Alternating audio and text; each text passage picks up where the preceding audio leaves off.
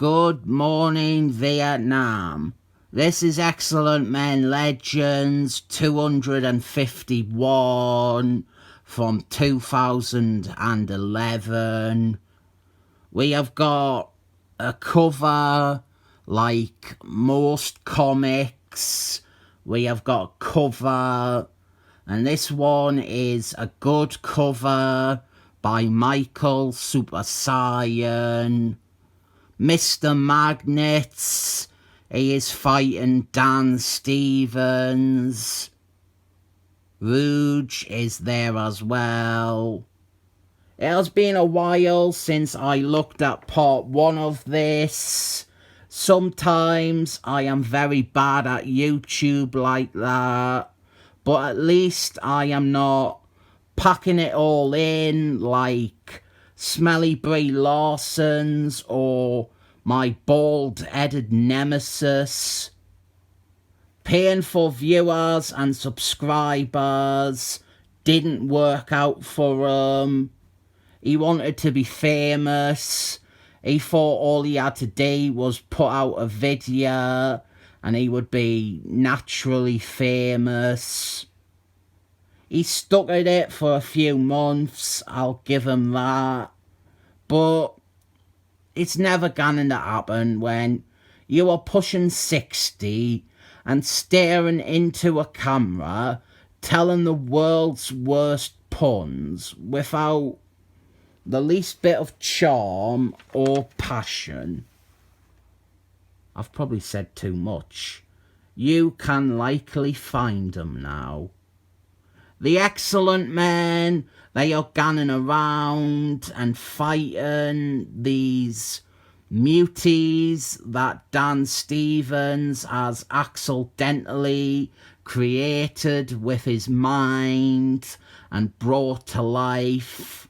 Up first is this multiplication man rip-off, except his gimmick is that each copy of him is equipped with a different weapon.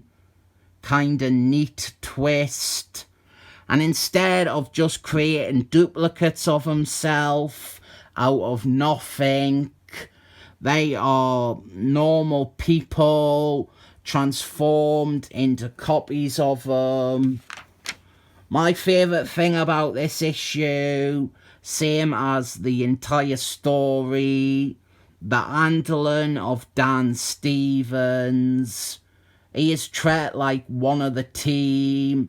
He is a hero. He is Dr. X's son.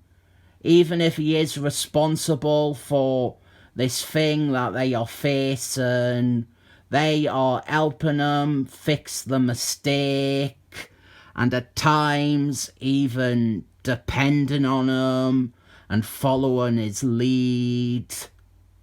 Lovely stuff. This is meant to be London though.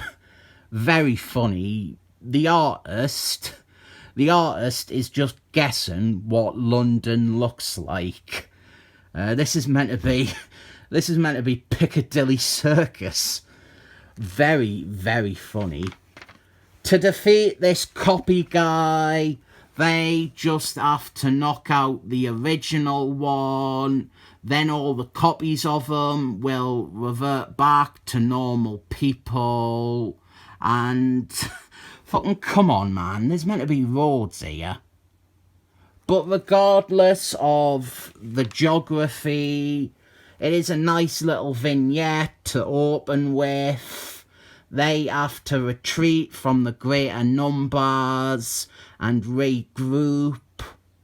Here is the big bad for this story, the evil monster thing that Dan Stevens created.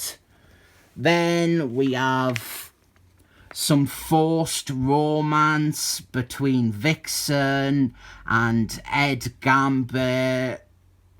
It is less horrid than Vixen and Cyclist. But our next adversary is a little girl. Isn't she a tinker? She is an emotion Dracula thingy.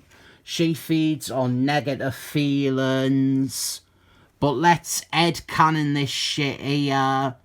Mr. Magnet claims Cyclist put him on this team to kill Dan Stevens. Didn't happen. Cyclist would not order the death of a disabled young person, and nor would he do so with his mentor's son. So let's say that Mr. Magnet is here and he wants to kill Dan Stevens out of revenge for that time in the 90s when Dan Stevens tried to kill him. He is lying about Cyclist because Mr. Magnet is a bastard. Fixed. That is my main issue with this story arc.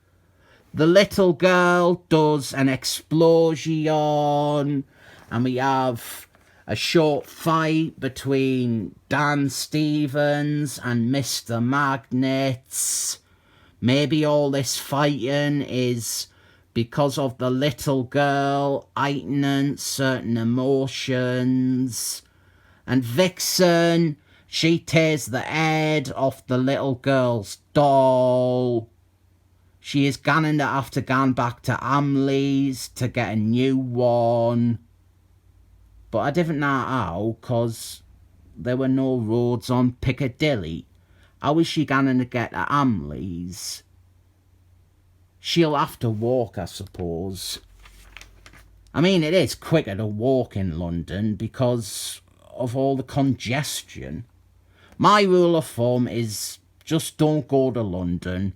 It is shit and full of arseholes. Dan Stevens, he absorbs the little girl back into his mind. And this bit is excellent. Dr. X has located the patient zero of the copy man. And Dan Stevens just rushes past his massive army of copies and speeds in and out with him. And I have always championed Dan Stevens as a character with potential. There is a viable character in there. This story does it best. It's not dwelling on his mental problems or making him unhinged or demented. The more interesting side of Dan Stevens is stuff like this. Having a character who has access to all these different personalities and powers.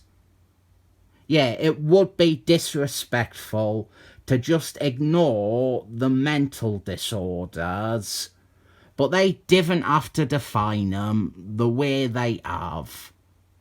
You can just have Dan Stevens on a team like this, and he will seem more fun and compelling than he ever has before.